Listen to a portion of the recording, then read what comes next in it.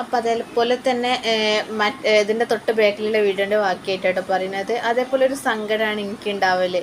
അവളെന്തായിരിക്കില്ല ചിരിക്കാത്തത്, അവൾക്ക് എന്തോ ദേഷ്യം വന്നോ കാര്യം. പക്ഷെ അതൊന്നും ആയിക്കില്ല. എല്ലാവരെയും മനസ്സിൻ്റെ ഉള്ളിൽ എന്തൊക്കെയോ സങ്കടങ്ങൾ കൊണ്ടു നടക്കുന്ന സമയത്ത് സ്വാഭാവികമായിട്ട് എല്ലാവരും ഓട്ടോമാറ്റിക്കലി ആ ഒരു ചിരി വരെ മറന്നു പോകുന്ന ഒരു അവസരവും കാര്യങ്ങളൊക്കെ ഉണ്ടാവും കേട്ടോ. എന്താ പറയുക, ചിരിക്കണോ എങ്ങനെ ചിരിക്കുക എന്നുള്ളത് വരെ ഒരു മറന്നു പോകുന്ന ഒരു സാഹചര്യം വരുമ്പോൾ സ്വാഭാവികമായിട്ട് എല്ലാവരും ചിരിക്കാതെ നിൽക്കും.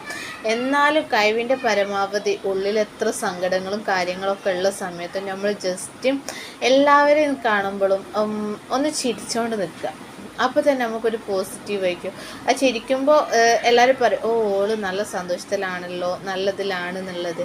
അങ്ങനെ പറയുന്നത് കേൾക്കുമ്പോൾ നമുക്ക് പക്ഷേ നമ്മളെ ഉള്ളിൻ്റെ ഉള്ളിൽ എത്ര സങ്കടം കാര്യമാണെന്നുള്ളത് നമുക്കേ അറിയാം. അത് നമ്മൾ മാത്രം അറിയാം.